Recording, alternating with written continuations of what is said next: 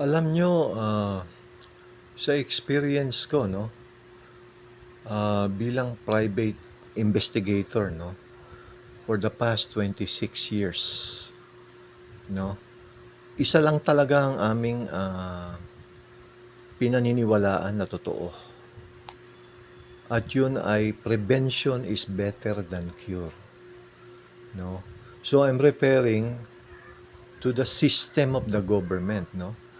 In any parts of the world, no, which is flawed, no? Kagaya na lang balik tayo sa Pilipinas, no? Na yan actually yung paglilitis, no, pag-iimbestiga sa mga kasong plunder o yung mga trial, BP trial, no, ay mga impeachment, no, double-edged sword yan eh. Kasi ang mangyayari dyan, gagastos na naman ng gobyerno, no, sa paglilitis, sa pag-iimbestiga, sa pagbayad sa mga abogado, no.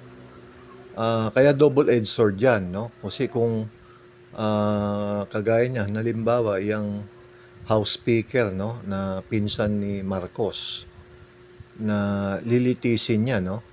So, sa sinasabi niyang hindi raw siya nagnakaw, yung bulate lang ang maniniwala sa kanya.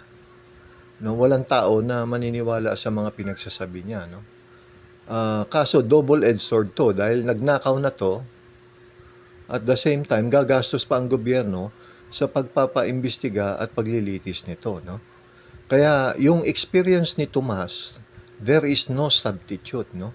Tama yun na sa 26 years niya bilang private investigator, no?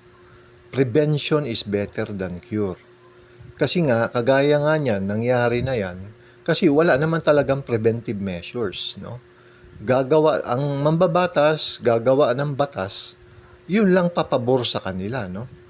Kasi nga dahil hindi nga sila independent na may magsasabi o may magpapanukala ng batas for death penalty, no? Or death sentence sa mga corruption, no? O kaya yung graft and corruption tsaka yung plunder. Walang magpapanukala ng ganyang batas dahil hindi yun pumapabor sa kanila. Kaya yung sistema talaga, actually hindi yung tao lang ang problema. Ang problema diyan, yung sistema bulok. Bulok yung sistema. So kahit na sinong umupo diyan at saka hindi maaalis ang temptation, no? Kasi sa aming experience, no, bilang private investigator, kagaya nga na sinasabi ni Tomas, no, na once an honest, no, politician become dishonest. Why? Because of temptation. Because of the flawed system, no? So, the only way to correct this system is for a one world government, no? To rectify itself, assess itself, kung ano ba yung problema, ano ba yung root of the problem. So, ang root of the problem is not per individual, no?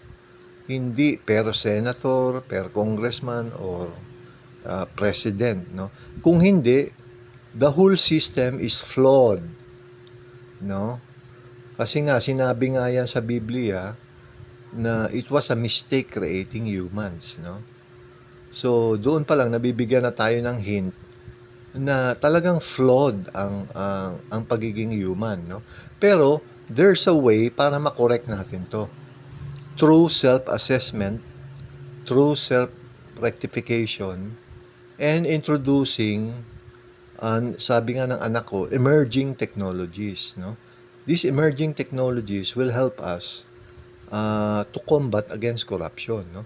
To eliminate, no? To reduce bureaucracy, no? Eliminate unnecessary expenses, no? Improve public services at saka save public money, no? Kasi nga redundancy na eh. Ang tawag ni Tomas talaga dito sa Senate, Congress, and President, and yung three branches of the government, no? Executive, legislative, and judiciary. Para kay Tomas bilang one world leader, this is redundancy. Bakit? Because there's an emerging technology na pwede na replaceable na sila, no? With because we are in an interconnected world, no? So automation, mas mabilis ang proseso, no? Pag-process ng mga health benefits, yung mga universal income na ibibigay, mabilis na dahil nga we are already in automation, no?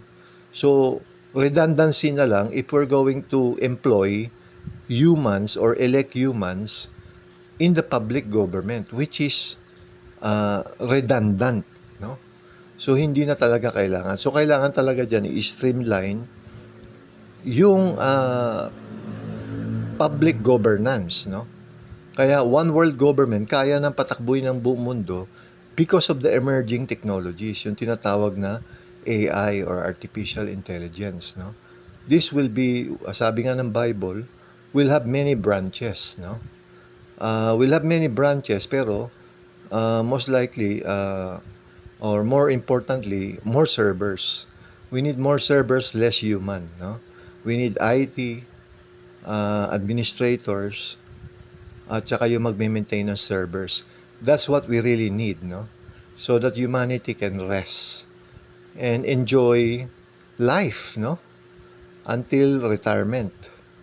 Hindi yung you work like a horse or you're competing in a rat race. What for?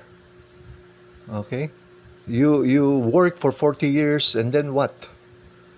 Or 50 years and then you have 10 years left for your retirement. Is that life?